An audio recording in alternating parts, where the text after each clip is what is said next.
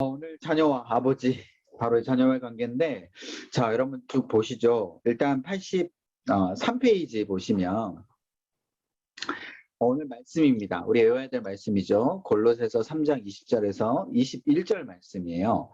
우리 같이 한번 읽어보도록 할게요. 자, 시작. 자녀들아, 모든 일에 부모에게 순종하라. 이는 주 안에서 기쁘게 하는 것이니라. 아비들아, 너희 자녀를 노엽게 하지 말지니 납치 말라 하니라. 자, 아멘. 자, 여러분 이 말씀에 보시면 두 가지의 역할에 대해서 이야기하죠. 자, 자녀들에게 하는 말씀이 있고 우리 아빠들에게 하는 말씀이 있습니다. 그죠? 자녀들에게는 지금 뭐라고 그래요? 모든 일에 부모에게 순종하라. 이것이 주 안에서 기쁘게 한다라고 분명히 말씀해주고 있죠. 그러니까 자녀들의 의무는 뭐냐면 의무죠. 의무라고 우리가 생각하면 될 것 같아요. 자녀들의 의무는 바로 부모님께 순종하는 거예요. 그런데 부모에게는 이 자녀들을 다스릴 권한을 주셨어요. 우리가 조금 이따가 살펴보겠지만 그 자녀를 다스릴 그 권한을 가지고 우리가 자녀들을 위해서 열심히 노력하고 뭐 헌신하고 또 인도하고 하는데 중요한 건 우리가 다스린다라는 표현을 우리가 조금 이따 더 살펴보겠지만 이 다스릴 때 어떻게 다스리느냐 그게 중요한 거예요. 다스릴 때 나의 권한, 나의 어떤 굉장한 어떤 그 기준 그거 가지고 자녀들을 인도하고 또 자녀들을 채찍질하다 보면 어떻게 돼요? 자녀가 노엽게 된다는 거예요. 여기서 말하는 뭐 분냄, 성 이런 걸 뛰어넘어서 자녀의 마음이 상한다라는 거예요. 상해. 그러니까 아빠에 대한 권위, 아버지에 대한 인정 이런 것들이 무너지게 된다라는 겁니다. 그렇기 때문에 여기서 낙심한다라는 거는 더 이상 아빠에 대한 울타리를 기대하지 않게 되고 아빠로서의 멘토 역할을 자녀가 기대하지 않게 되는 상황이 이어질 수 있다는 거죠. 그래서 아마 여기에 사춘기 자녀를 두신 분들은 이 부분이 굉장히 아마 공감이 되실 것 같아요. 그렇죠? 사춘기 자녀들은 어때요? 아빠에게 다가오는 게 굉장히 어렵잖아요. 그렇죠? 그래서 사춘기 자녀들의 마음 가운데 아빠에 대한 부분이 굉장히 닫혀져 있는 부분도 아마 있을 겁니다. 그렇기 때문에 오늘 이 부분을 우리 같이 외우면서 오늘 좀 나눠보려고 하는데요. 자, 오늘은 전체적으로 다 중간씩 조금씩 다 나눌 거예요. 왜? 오늘은 너무 중요한 부분이기 때문에. 자, 먼저는 우리가 아빠의 사명선언을 좀 해야 됩니다. 네. 그게 무슨 말이냐. 자, 자녀들은 미완성품이죠. 지금 아직 완성품이 아닙니다. 지금 현재 하나님께서 인도하고 계세요. 점점 그 비전을 이루어 가시도록 완성해 가고 있는 중간 단계예요. 그런데 우리는 어떻게 해요? 자녀들을 바라볼 때 완성품처럼 바라볼 때가 있어요. 너 공부 이렇게 더 해야지. 너 이렇게 해야지. 너 이렇게 더 잘해야지. 이런 것들을 자녀에게 어떻게 해요? 완성품을 보듯이 강요한다라는 겁니다. 근데 하나님은 그렇게 말씀하지 않으세요. 자녀에게는 미완성품으로 바라보며 하나님의 선물로 바라보라 라고 하나님께서 우리에게 요구를 하신다는 겁니다. 여기 책에는 나와 있지 않지만 미완성품, 바로 선물, 이 두 가지의 단어를 여러분들이 꼭 기억하셔야 돼요. 자녀들을 바라볼 때. 자, 그렇다면 이 미완성품을 완성품으로 우리가 지금 자녀들이 지금 인도하는 과정이지 않습니까? 특별히 우리가 아빠로서 어떻게 해야 돼요? 지금 통로로 쓰이고 있는 거예요. 자녀들이 완성품으로 가기 위한 그 통로. 그래서 우리가 지금 통로인데 중요한 건 이 부분을 여러분들 이따 나눠주시면 좋을 것 같아요. 나는 20년 동안 이 자녀를 완성품으로 어떻게 키우고 싶은가? 여러분들 각자 생각이 좀 다를 겁니다. 내 자녀는 이러한 모습으로 컸으면 좋겠다. 이런 것들이 각자 가치관에 따라 좀 다르실 텐데 중요한 건 어떤 포인트를 가지고 여러분들이 이거를 가지셔야 되냐면 우리가 하나님의 말씀의 기준으로 인하여서 하나님을 섬기는 것이 우선시되고 하나님을 사랑하는 것이 우선시되는 자녀의 모습에 기초하여서 이것을 여러분들이 꼭 생각하셔야 돼요. 그러니까 어떤 분들은 이러실 수 있어요. 내 자녀는 꼭 공부 잘하는 자녀로 키우고 싶다. 자, 그러면 좋다 이거죠. 공부 잘하는 자녀로 키우고 싶다라는 건 너무 좋은 부분인 거죠. 그런데 문제는 그 동기가 뭐냐는 거예요. 왜 이 아이가 그렇게 공부를 잘했으면 좋겠냐라는 거죠. 어떤 부분이 이 자녀에게 그렇게 되기를 원하느냐, 그 동기가 더 중요하다는 겁니다, 여러분. 그러니까 단순히 공부를 잘하고 공부를 잘해야 된다 이런 것들이 여러분들 지금 잘못됐다라고 말씀드리는 게 아니에요. 동기가 어디서부터 원하는 거죠. 자, 연결해서 여러분 동기가 여기 있어요. 밑에 보시면 그 86페이지죠.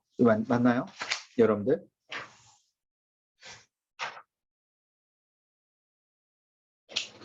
쟤랑 85페이지네요.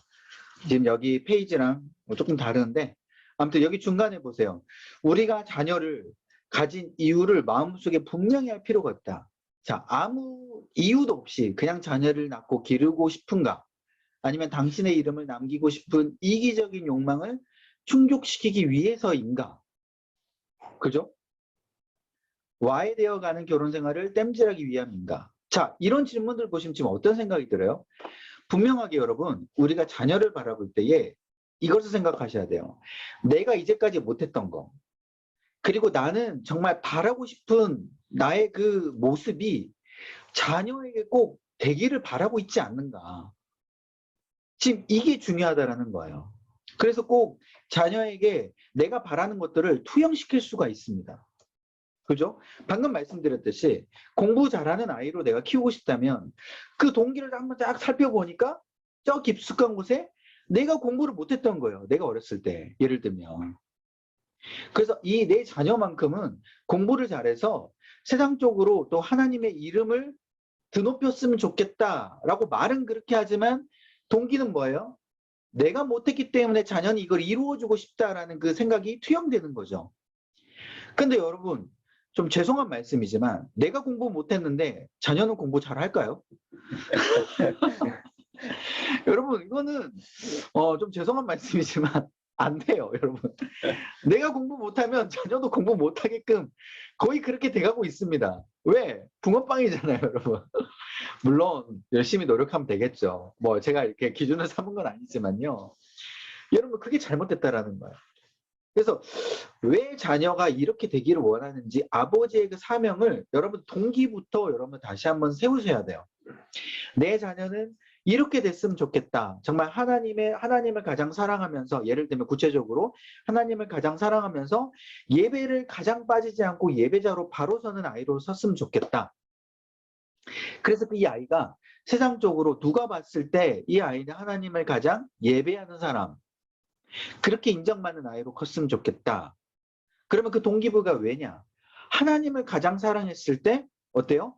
하나님으로부터 오는 축복을 누리고 그 예배자로 섰을 때 나머지 것들은 하나님께서 채워주시는 놀라운 경험을 하기 때문이다. 이런 동기부여까지 연결되는 여러분 이 사명이 여러분들 가운데 자녀를 보면서 나오셔야 돼요. 그것도 첫째, 둘째, 셋째. 만약에 자녀가 3명 있으면 각각 다 다르게 해요. 물론 다 똑같이 할 수는 있겠지만 각자 아이들에게 주신 하나님의 그 비전이 다르고 하나님께서 창조하신 목적이 다 달라요. 그렇기 때문에 이 아이들, 만약에 내가 아이가 2명 있으면 이 2아이에 대한 각자의 비전과 그 하나님께서 주신 그 목표가 내가 다르다라고 생각하고 이 아이들을 위해서 앞으로 어떻게 기도해야 되냐면 하나님께서 이 아이들을 위해서 이 아이들이 어떻게 커가시길 원하고 하나님을 어떻게 사랑하며 또 어떻게 앞으로 이 아이들이 하나님의 나라를 위해서 써가기를 원하시는지에 대한 기도를 분명히 해야 된다는 거예요. 그냥 단순히 이거는 이 아이들이 가진 달란트를 뛰어넘는 비전을 바라보는 모습입니다.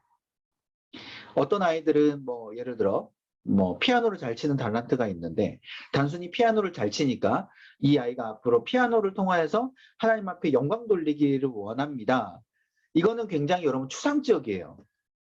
물론 지금 당장 엄청난 어떤 구체적인 목표를 정할 수는 없겠지만 이 아이가 예를 들어 이 달란트를 왜 하나님께서 주셨는지 그리고 이 달란트를 통해서 피아노를 잘 치는 것을 통해서 어떻게 하나님의 영광을 돌리기를 원하시는지에 대한 구체적인 기도를 여러분들 하셔야 된다는 것이죠. 그래서 이거는 단 하루 이틀 만에 비전을 세울 수는 없습니다. 당연하잖아요. 그렇죠? 그러니까 이 아이를 놓고 앞으로 기도할 때 이것은 꾸준히 장기적인 목표의 기도를 여러분들이 가지고 기도하시는 거고 단기적으로는 이 아이가 지금 커가면서 하나님 앞에 이 달란트를 어떻게 하나님 앞에 이 지금 현재 학교 안에서나 지금 현재 있는 가정 안에서나 이것을 어떻게 발전시키기를 원하고 이 아이가 하나님 앞에 어떻게 쓰임받는 것을 깨닫기 원하시는지에 대해서 여러분들 구체적인 하루하루의 그 부분에 대해서 여러분들이 원하시는 것들을 한번 적어보시라는 거죠. 기도하시면서. 무슨 말인지 아시겠죠? 그래서 동기부여가 가장 중요하다. 다시 정리하자면. 그죠? 그래서 이 부분을 여러분들이 꼭 제대로 생각을 하셔야 됩니다. 그래서 절대적으로 금하셔야 될 거. 내가 원하는 것을 투영시키지 말자. 이 아이. 분명히 아이는 내 것이 아니다. 누구예요? 하나님의 산물이다. 그래서 연결해서 여러분들이 그 말라기 2장 15절에 이렇게 나와 있어요. 이는 경건한 자손을 얻고자 하심이라 라고 나와 있죠. 내가 아내와 합하여서 연합하여서 자녀를 놓는 이유가 경건한 자손, 바로 하나님을 경외하는 자손, 자녀. 이 부분이 먼저 목적으로 되고 그 이후에 구체적인 목표로 우리가 기도를 해야 된다라는 겁니다. 자, 그래서 여러분들 이 부분을 생각하시면 좋을 것 같고요. 자, 이 연결해서 여러분들 그냥 쭉 읽으시고 여러분들이 한번 생각하시면 너무 좋을 것 같아요. 그리고 두 번째 넘어가 보실게요. 두 번째 그 부분은 제가 첫 번째 부분 안 하고 넘어갔는데 여러분들 87페이지 마지막 부분 여기 이렇게 나와 있어요. 아버지는 자녀들을 하나님의 사람으로 키우는 사명을 받았다. 그죠? 하나님을 사랑하고 자녀들이 하나님을 사랑하도록 키워야 한다. 자녀들은 아버지를 통해 자신이 하나님의 사랑받는 자녀임을 느껴야 된다. 이 마지막 부분까지도 여러분들 생각하셔야 돼요. 내가 아빠의 모습을 보니까 하나님은 정말 나를 사랑하시는 것 같아. 그래서 여러분들 중요한 게 뭐냐면 대부분의 조금 불우한 그 가정 가운데 조금 어려운, 예를 들어 깨어진 가정 가운데 자란 아이들이 그 가장 생각하는 부분이 뭐냐면 하나님에 대한 안 좋은 이미지예요. 왜? 아빠에 대한 안 좋은 이미지가 하나님으로부터 그대로 투영되기 때문이에요. 그래서 하나님을 아빠, 아버지라고 부르는 거를 싫어하는 사람들이 있어요. 가만히 보면. 그냥 하나님이라고 부르기를 원하고 아빠, 아버지라고 부르면 뭔가 굉장히 안 좋게 느껴지기 때문에 자기에게. 그래서 결국은 이 아버지에 대한 부분이요. 하나님을 투영하는 통로가 된다는 거예요. 그래서 자녀가 나를 바라볼 때 하나님의 사랑을 느끼는 게 이게 당연한 거예요. 그래서 내가 이 자녀에게 어떻게 하냐에 따라서 하나님에 대한 이미지가 완전히 달라집니다. 이 자녀들이. 특별히 이거는요. 어렸을 때부터 더 영향력이 커요. 이제 많이 크면은 사실 이제 그 영향력은 조금 줄어들겠지만 아이들이 어렸을 때는 이 아빠를 보면서 하나님에 대한 이미지가 굉장히 정착이 되기 때문에 이것이 어린 자녀들을 두신 분들에게는 더 중요하다라는 거예요. 자, 그럼 두 번째 넘어갈게요. 두 번째는 뭐냐면 자, 이제는 아버지의 헌신에 대한 부분이에요. 자, 그러면 우리가 이 아이들을 이렇게 키우고자 할 때 이 사명을 우리가 생각하면 어떻게 우리가 키워야 될까? 어떤 실천을 해야 될까? 자, 먼저는 좋은 소식과 나쁜 소식이 있다고 합니다. 자, 좋은 소식이란 당신의 자녀 안에 경건함을 심고 키우는 분은 성령님이다라는 사실이에요. 그러니까 우리가 굉장한 책임을 안고 자녀가 조금 무엇인가 잘못됐다고 했을 때 우리가 아둥바둥 또 마음이 왔다 갔다 할 필요가 없다라는 거예요. 왜냐하면 자녀 안에 그 안에 경건함을 심게 하시고 그 안에 하나님의 은혜를 심게 하시는 분은 성령님이기 때문이에요. 그러니까 우리가 열심히 방금 말씀드렸듯이 원래 말씀드렸듯이 내가 하나님을 바라보는 통로가 돼서 열심히 하지만 중요한 건 내 열심에 따라서 안 될 때가 있어요. 그런데 그 부분에 대해서 우리가 너무 아둥바둥 할 필요가 없다. 성령님이 역사하시기 때문에. 자, 근데 나쁜 소식은 뭐예요? 당신이 하고 싶은 것을 당신이 원하는 때에 원하는 방식으로 한다면 어떻게 해요? 당신의 자녀를 경건한 자녀로 키우는 것이 불가능하다. 아까 처음에 말씀드렸죠. 사명 때. 내가 원하는 것을 자녀에게 투영하는 거. 내가 원하는 방식을 자녀에게 강요하는 거. 아, 이것은 정말 실패한다. 자녀가 이렇게 되는 건 안 된다. 그게 설사 하나님을 위하는 일이라고 할지라도. 예. 그러니까 자녀가 성령님을 통하여서 마음이 바뀌는 것이 더 인생의 올바른 방향성으로 갈 수 있는 확률이 높지. 여러분들 아마 다 경험해 보셨을 거예요. 조금 자녀가 조금 나이가 좀 큰 우리 자녀들이 있는 경우에는 막 너 예배 드려야지, 너 말씀 봐야지, 막 이렇게 여러분 해봐야 자녀가 그걸 듣습니까, 여러분? 안 듣죠. 네, 어렵잖아요. 그러니까 결국은 내가 원하는 걸 자녀에게 지금 자꾸 투영시키려고 하는 거야. 근데 아까 말씀드렸죠. 내가 어떻게 하냐에 따라서 자녀가 다르다라는 거예요. 근데 보세요. 그러면 우리가 어떻게 해야 되냐? 밑에 보시면요. 사랑에는 일종의 각오가 필요하다라는 거예요. 요즘 말씀에 나와 있어요. 요한복음 15장 13절에 사람이 친구를 위하여 자기 목숨을 버리면 이보다 더 큰 사랑이 없나니. 그러니까 친구에게 사랑을 주기 위해서 자기 목숨을 버린 것, 그것만큼 고귀한 사랑이 어디 있냐라는 건데 이것을 자녀에게 투영을 해보면 어때요? 친구에게도 자기 목숨을 버리는 사람이 있는데 설사 내 자녀에게 자기 목숨을 못 버리는 부모가 있다면 그 사랑이 얼마나 영향력이 있겠냐라는 거예요. 없는 거죠. 적어도 내 자녀만큼은 아무리 안 좋은 부모라도 사랑을 주게 돼 있잖아요. 내 목숨까지도 버릴 만큼 사랑을 주게 돼 있다라는 거예요. 그렇기 때문에 내가 여기 책에 나와 있죠. 당신의 자녀를 경건한 자녀로 기르기에 부족함 없을 정도로 사랑한다는 것은 뭐예요? 나의 중심적인 모습, 목숨과 같아서 끊어낼 수 없는 습관을 포함하여 그 어떤 것이라도 버릴 수 있는 각오와 실천이 우리에게 필요하다는 거예요. 내가 아침부터 저녁까지 열심히 일하다가 파김치가 돼서 집에 돌아왔어요. 그런데 내 중심적인 모습은 뭐예요? 쉬어야죠. 놀아야죠. 핸드폰 봐야죠.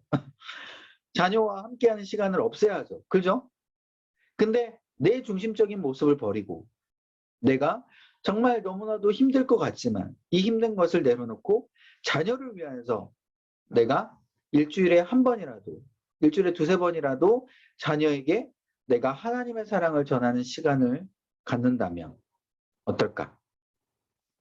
이게 분명하게 내 중심적인 모습을 버리는 부분이다라는 것이죠.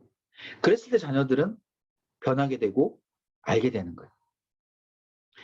자, 그래서 밑에 질문 보세요. 이거 숙제입니다. 아버지인 나로 인하여서 자녀의 마음이 상한 적이 언제 있었는지 여러분들 질문해 보시기 바랍니다. 너무 이제 갓난아기 우리 자녀를 가지고 있으신 우리 분들은 뭐 이렇게 물어볼 수는 없겠지만 그래도 조금 대화가 통하는 우리 자녀들, 그래도 적어도 뭐 한 6, 7살 정도 되면은 이제 자신들이 이렇게 의사 표현을 할 수 있잖아요. 그죠? 그런 이상의 자녀들을 가지고 계신 분들은 꼭 질문을 해보세요. 누구야? 혹시 아빠가 혹시 잘못했을 때 어땠어? 아빠가 혹시 최근에 뭐 혹시 너의 마음을 상하게 한 적이 있니? 이렇게 한번 여러분들이 다가가셔서 대화를 한번 시도해 보시기 바랍니다. 그랬을 때 자녀가 생각지도 못한 이야기도 할 수가 있어요. 아빠 내가 그때 말하지 못했는데 내가 이런 부분에 정말 힘들었어. 싫었어. 그러면 여러분들 그랬냐? 그랬니? 아빠 미안해. 라고 진심으로 여러분들이 사과할 수 있는 그런 시간을 좀 가지시기 바랍니다. 물론 없을 수도 있어요. 없을 수도 있는데 자녀의 입장에서는 금방 또 잊어버릴 수도 있죠. 그런데 혹시나 그런 부분이 이야기가 나온다면 여러분들이 한번 같이 이야기해 주시고 사과를 하는 부분이 분명히 필요하다라는 거고요. 그래서 연결해서 로마서에 이렇게 나와 있어요.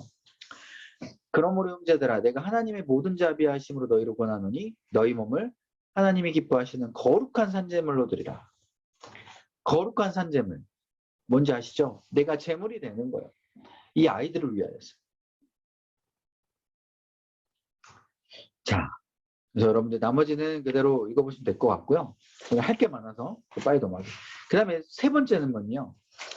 이제 앞으로 이 세 가지 것들을 우리 자녀들에게 해야 된다는 거예요.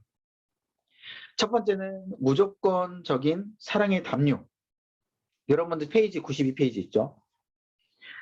이게 뭐냐면 내가 자녀에게 사랑을 주는 건데 이거는 절대적인 존재 가치의 사랑을 알려주는 겁니다. 이게 무슨 뜻이에요? 자녀가 무엇을 잘했든 잘못하지 못했든 그거와 상관없이 너는 내 자녀야. 그러니까 내가 너를 사랑해. 이건 행위에 상관없는 절대적인 사랑을 알려주는 거야. 여러분 이게 바로 하나님의 사랑을 알려주는 거죠. 여러분 꼭 적으세요. 절대적인 존재 가치의 사랑. 그 다음에는 자녀에게 뭘 줘야 되냐면 훈육의 회초리를 줘야 돼요. 이게 아이의 잘못된 방향성을 정확히 짚어주는 겁니다. 아이가 어떤 거를 잘못했을 때 여러분들 이 아이가 잘못한 거에 대해서 정확하게 말을 해야 돼요. 훈육을 해야 돼요.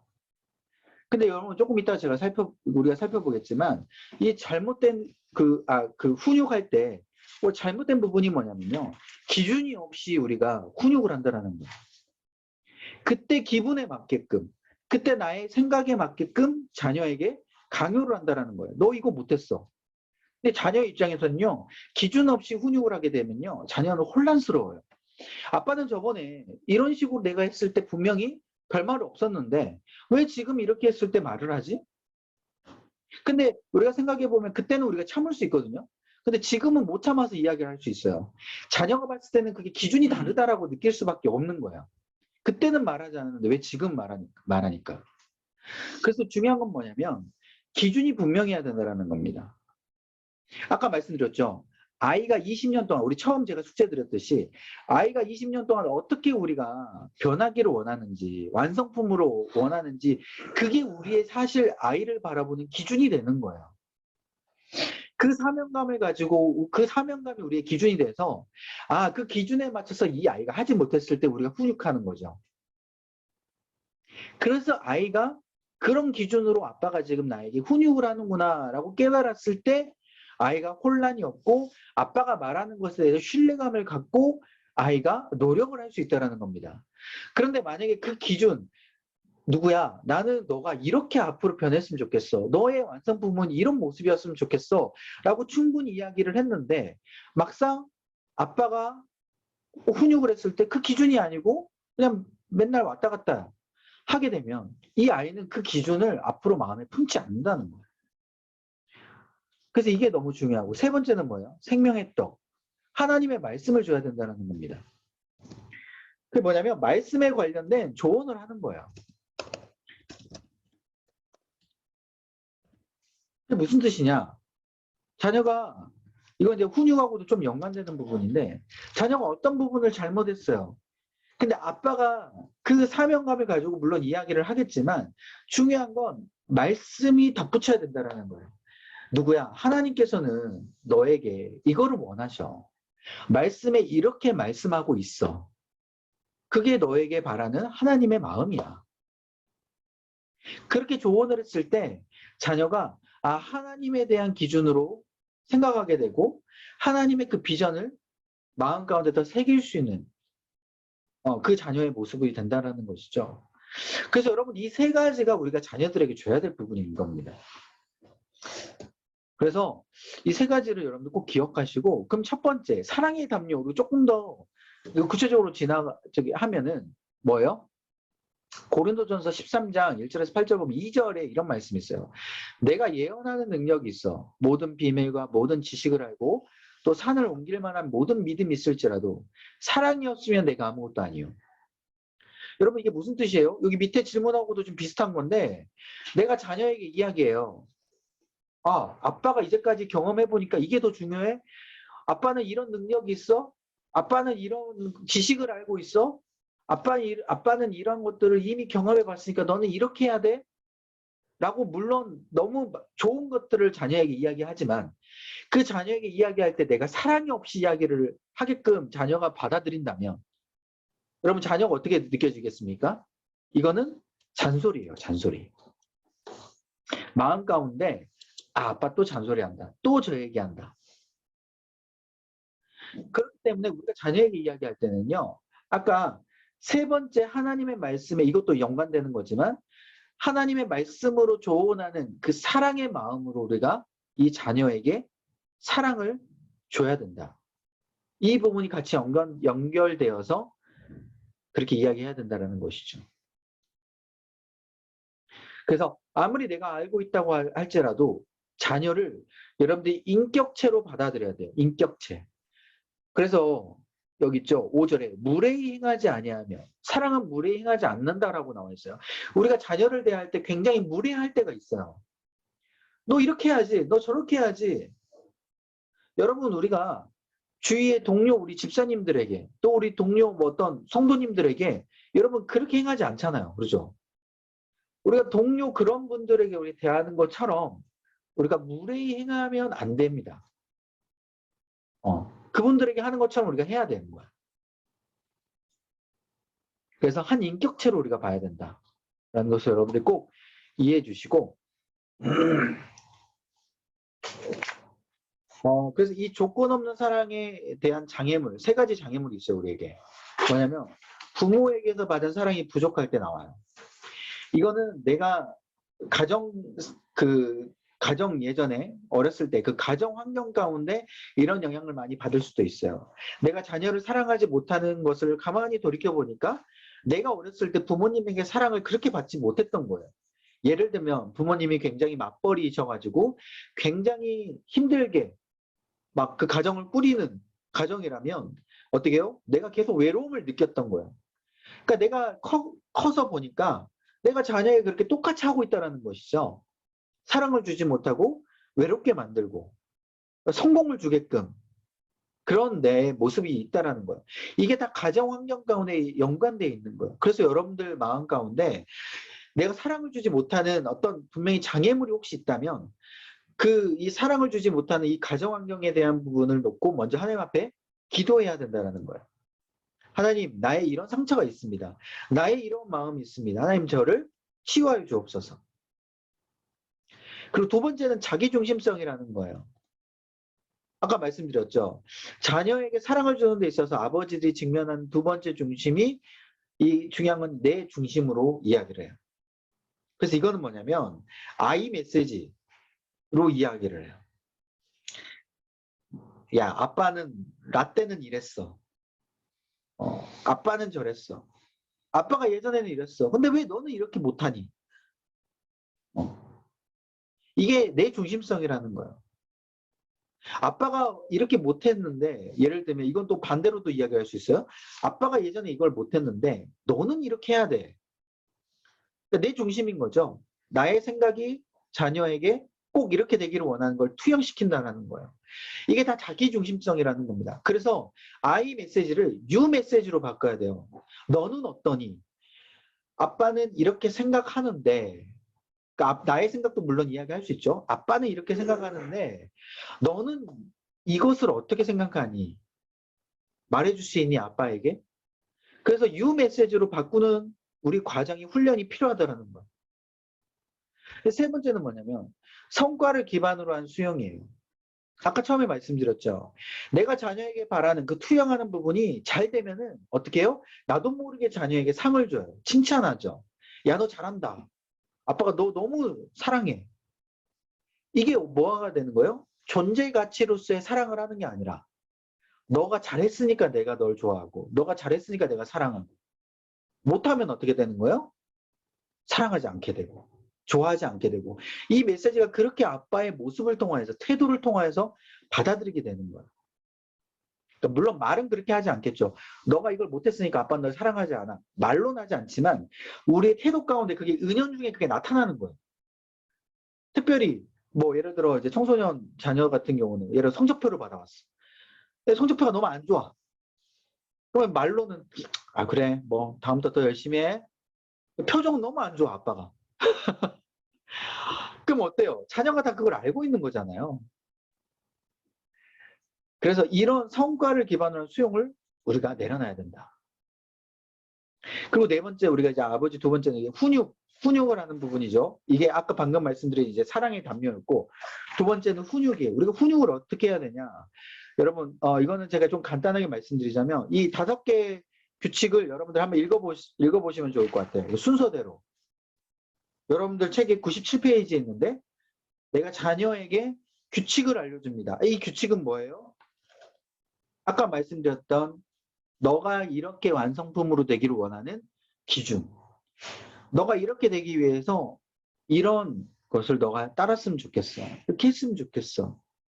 규칙을 알려주는 거야. 그렇기 때문에 여러분 규칙을 알려주고 이 훈육을 처음에 시작을 하려면요. 아빠와 자녀 간의 관계가 어떤 관계가 되는 게 좋을까요? 여러분 한번 제가 질문 먼저 드리겠습니다. 첫 번째, 아빠와 자녀의 관계는 친구 관계가 좋다. 두 번째, 아빠와의 자녀 관계는 나름 권위자의 역할이 좋다. 여러분 두 가지 중에 어떤 걸 여러분 선택하시겠습니까? 3번. 3번 뭘까요? 3번. 여러분 이거는 제가 하는 얘기가 아니라 여러분들 그 금쪽이 그 오은영 박사님이 나온 그 프로그램 혹시 보신 적 있으세요? 제가 그걸 보다가 오은영 박사님이 이렇게 이야기를 하더라고요. 보통 엄마 아빠가 역할을 나눈대요. 어떤 역할이냐? 아빠는 자녀에게 약간 이제 좀 시대가 바뀌었으니까 예전에는 아빠가 자녀에게 무조건 다그치고 훈육하는 그 역할을 맡았고, 그러니까 쉽게 얘기하면 나쁜 역할 맡고, 지금은 아내가 자녀에게 친구가 되고 그냥 자상한 엄마 이런 역할로 예전에 나왔다면 요새는 이게 뒤바뀌었다라는 거예요. 오히려 아빠가 자녀에게 친구의 역할을 하게 되고, 그러니까 다그치지 않는 거죠. 그러니까 뭔가 막 화내지 않고, 엄마는 오히려 자녀에게 훈육하는 역할로 바뀌었다라는 거예요. 근데 오은영 박사가 말하는 건 이 두 가지, 이 두 번 앞에 전자 역할이든지 후자 역할이든지 이게 다 안 좋다는 겁니다. 엄마 아빠가 동시에 자녀에게 친구가 돼야 되고 훈육자가 돼야 된다라는 거예요. 특별히 역할을 나눠가지고 아빠는 친구가 되고 엄마는 무조건 다그치는 역할, 이게 잘못됐다라는 거예요.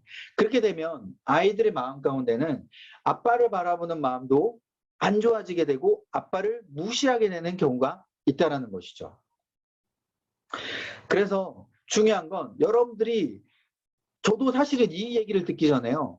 제가 원래부터 어떤 그 아이들의 그 관계를 원했었냐면 아이들이 아빠를 생각했을 때 친구처럼 느끼기를 원했어요, 사실은. 그래서 제가 실제적으로 아내에게도 그런 말을 했고 아내에게 나쁜 역할을 제가 주문을 했어요. 나는 나쁜 역할 못한다. 아니 여보 생각해봐. 내가 아침부터 저녁까지 아이들을 사실 보지도 않고 있다가 저녁에 와서 잠깐 아이들하고 이야기를 하고 대우를 해주는데 그 잠깐 그 시간에 내가 아이들에게 다그치고 화내고 하면은 아이들이 아빠를 얼마나 안 좋게 생각하겠냐. 그러니까 나는 그 나쁜 역할 못하겠다라고 아내에게 이야기를 한 적이 있었거든요. 근데 이 오은영 박사님이 이야기한 걸 딱 들으니까 그게 아니구나. 이게 친구처럼 하게 되면 나중에는 아빠로서의 권위가 없어지는 거예요. 아빠가 이야기한 것에 대해서 올바르게 듣지 않으려고 하고 거기에 대해서 아빠로서 멘토로서 내가 조언을 구하고 존경심이 없어진다라는 것이죠. 물론 장점도 있습니다. 친구로서 하면은 언제든지 자기의 속마음을 내놓을 수 있고 하는 부분이 있겠지만 이게 동시에 같이 돼야 된다는 것이죠. 그래서 여러분들이 이것을 꼭 기억했으면 좋겠고, 내가 존경받는 아빠 그리고 멘토로서의 역할도 분명히 필요하다. 그리고 동시에 친구로서 아이들에게 따뜻하게 다가가는 것도 필요하다. 이 부분 관계가 됐을 때 여러분들이 규칙을 알려주시고 말로써 잘못을 타이르시고 해야 된다는 거예요. 특히 말로써 잘못을 타이른다는 건 지시형보다, 여기 책에 나와 있어요. 97페이지에 여기 밑에 나와 있죠. 지시형보다는 내 감정을 말하거나 바램을 말하도록 이야기하는 것이 좋다라는 거예요. 너 이렇게 해야지, 너 그렇게 하면 안 돼, 이런 게 아니라 아빠는 너가 이렇게 했으면 좋겠어, 이런 말.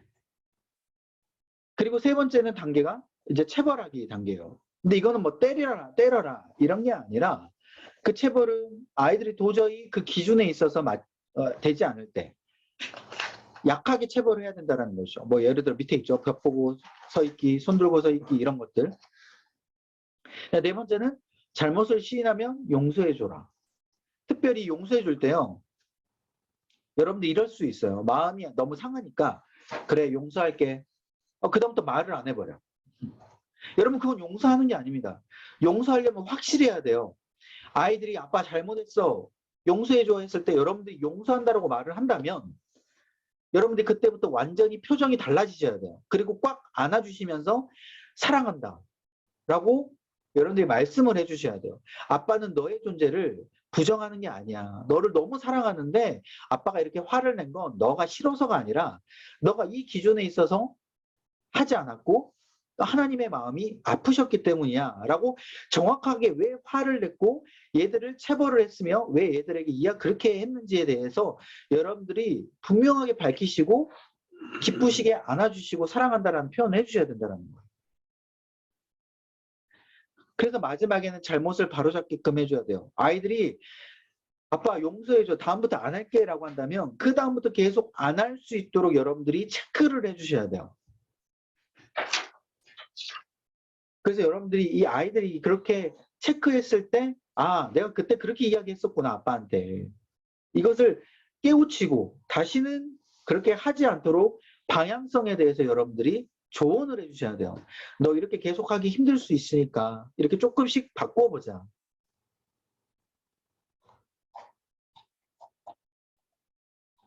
자, 그 다음에 생명의 떡을 주란데 이 부분은 여러분들이 분명하게 아이들에게 주셔야 돼요. 무슨 말이냐? 내가 아이들에게 하나님의 말씀을 줘야겠다. 그래서 여러분들이 페이지 103페이지 보시면 가르침을 통하여 라고 나와 있어요. 하나님의 말씀, 이 생명의 떡을 내가 어떻게 아이들에게 전할 것인가. 여러분들 교육자가 아니시잖아요. 그러니까 막 말씀을 막 대놓고 막 1시간 막 강의를 하면서 가르칠 수는 없어요. 근데 그렇게 설사 가르친다고 하더라도 아이들이 마음에 들어오지 않아요. 그러니까 그게 무슨 말이냐면 아이들에게 하나님의 말씀을 전하긴 해야 되는데 여러 가지 방법이 있어요. 여기 있죠. 밑에 주 1회 예수님을 가르치기 위한 주 1회의 특별한 시간을 가져라. 예를 들면 주일학교 가운데 아이들이 전도사님 통해서 말씀을 들은 것을 한번 여러분들이 물어보시는 거예요. 일주일에 1시간이라도 내가지고 혹시 주일날 저녁에 하면 가장 좋겠죠. 이것은 혹시 오늘 예배 드렸는데 전도사님이 무슨 설교하셨어? 어떤 이야기 하셨어?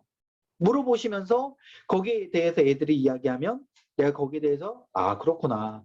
아빠 생각도 전도사님이랑 같아. 아빠는 이런 말씀을 들었을 때 이런 생각이 들었어. 라고 여러분들이 같이 연결해서 대화할 수 있는 그런 이야기인 거예요.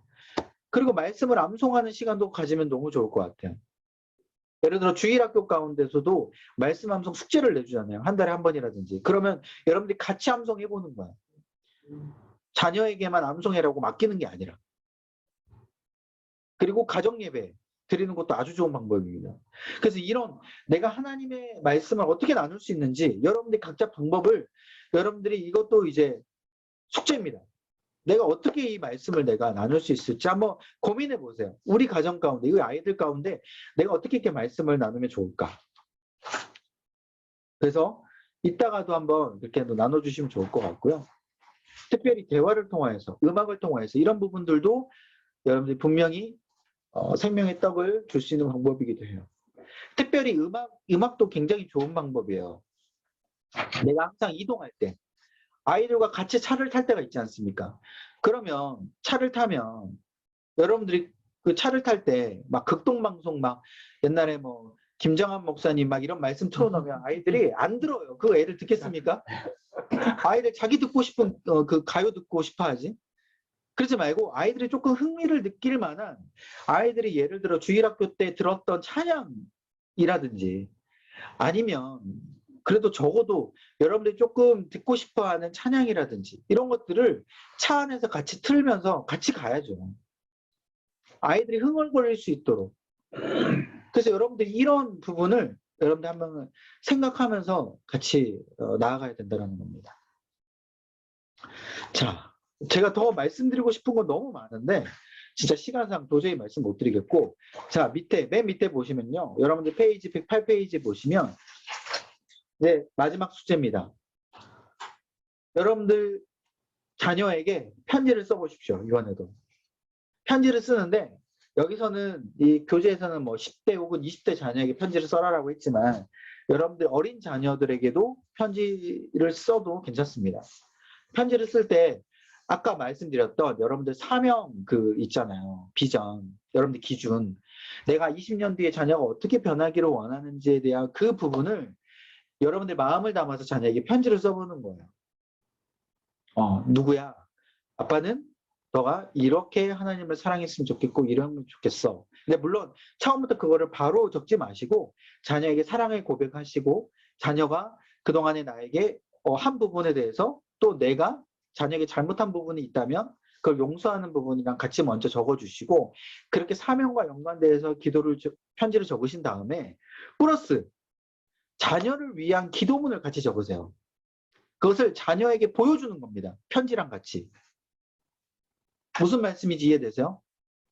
내가 자녀를 위해서 중보기도 하잖아요. 기도하잖아요.